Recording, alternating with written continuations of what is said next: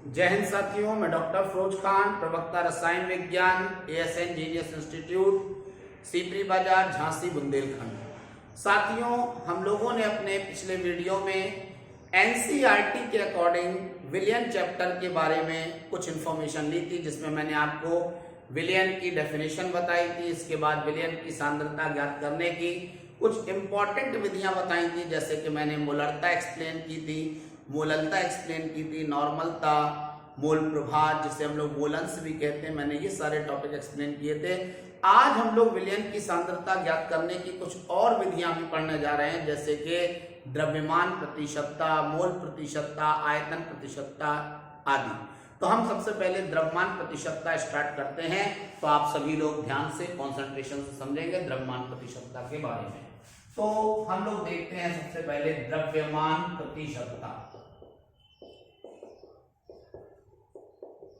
अब ये द्रव्यमान प्रतिशतता जो है, इसकी डेफिनेशन क्या बनती है द्रव्यमान प्रतिशतता की, वो आप सभी लोग सुन ले। तक किसी विलयन के 100 ग्राम भार में उपस्थित, किसी विलयन के 100 ग्राम भार में उपस्थित विलेय के ग्रामों की संख्या को द्रव्यमान प्रतिशतता कहते हैं।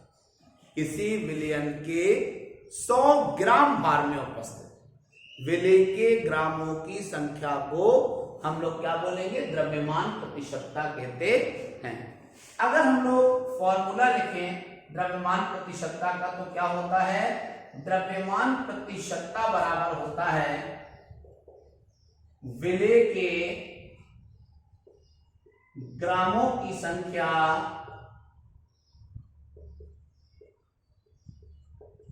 बटे विलयन का भार ग्राम में गुणे 100। तो आपने देखा, एक बार मैं दोबारा आपको द्रव्यमान प्रतिशतता की डेफिनेशन बता रहा हूं कि किसी विलयन के 100 ग्राम भार में उपस्थित विलेय के ग्रामों की संख्या को द्रव्यमान प्रतिशतता, किसी विलयन के 100 ग्राम भार में उपस्थित विलेय के ग्रामों की संख्या को द्रव्यमान प्रतिशतता कहते हैं।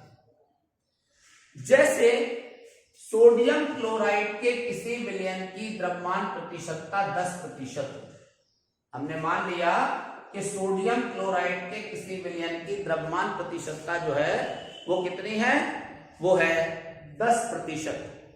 इसका अर्थ ये हुआ कि इसमें सोडियम क्लोराइड के जो ग्रामों की संख्या है वो 10 ग्राम होगी और पूरे विलयन का जो भार होगा वो 100 ग्राम होगा। सोडियम क्लोराइड के ग्रामों की जो संख्या है वो कितनी होगी भैया, 10 ग्राम, और पूरे जो विलयन का भार आएगा वो कितना आ जाएगा, वो आ जाएगा 100। क्लियर है ना। इसके बाद द्रव्यमान प्रतिशतता के बाद मैं अब आपको पढ़ाने जा रहा हूं, नेक्स्ट है मोल प्रतिशतता। मोल प्रतिशतता के बारे में क्या लिखना है, मोल प्रतिशतता क्या होती है, तो इसका फॉर्मूला क्या हो जाएगा, मोल प्रतिशतता बराबर हो जाएगा विलेय के मोल बटे विलयन के मोल इंटू 100। मतलब जैसे द्रव्यमान प्रतिशतता का इसमें था विलेय के ग्रामों की संख्या बटे विलयन का भार ग्राम में गुणे 100, ऐसे ही मोल प्रतिशतता में क्या हो गया, ग्राम की जगह मोल वर्ड आ जाएगा। मोल प्रतिशतता बराबर विलेय के मोल बटे विलयन के मोल गुणे 100। इसी तरीके से इसमें तीसरी बात आती है जिसे हम लोग बोलते हैं आयतन प्रतिशतता। और आयतन प्रतिशतता क्या होती है, तो सुन ले जरा, आयतन प्रतिशतता बराबर विलेय के मिलीलीटरों की संख्या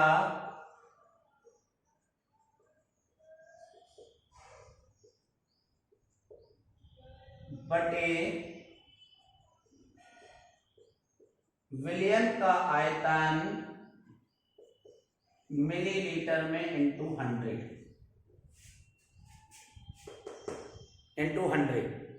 का बराबर है विलेय के मिलीलीटर मिलीलीटरों की संख्या बटे विलयन का आयतन मिलीलीटर में गुणे 100।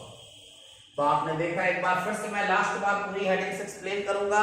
द्रव्यमान प्रतिशतता क्या होती है, तो मैंने बताया कि किसी विलयन के 100 ग्राम भार में उपस्थित किसी विलयन के 100 ग्राम भार में उपस्थित विलय के ग्रामों की संख्या को द्रव्यमान प्रतिशतता कहते हैं। जैसे माना कि सोडियम क्लोराइड की द्रव्यमान प्रतिशतता जो है वो 10 ग्राम है। इसका अर्थ ये हुआ कि इसमें 10 ग्राम सोडियम क्लोराइड है और जो पूरा विलयन है वो 100 ग्राम, ठीक है ना। यानी 100 ग्राम विलयन में सोडियम क्लोराइड का द्रव्यमान कितना मान लिया जाएगा, 10 ग्राम। इसके बाद मोल प्रतिशतता क्या होती है, तो आपने देखा मोल प्रतिशतता बराबर आप लिख सकते हैं विलय के मोलों की संख्या बटे विलयन के मोल गुणे 100। इसी तरीके से आयतन प्रतिशतता क्या होती है, तो विलय के मिलीलीटरों की संख्या बटे विलयन का आयतन मिलीलीटर में गुणे 100। तो इस तरीके से ये मैंने आपको कुछ इंपॉर्टेंट प्रतिशतताओं के बारे में जानकारी दी।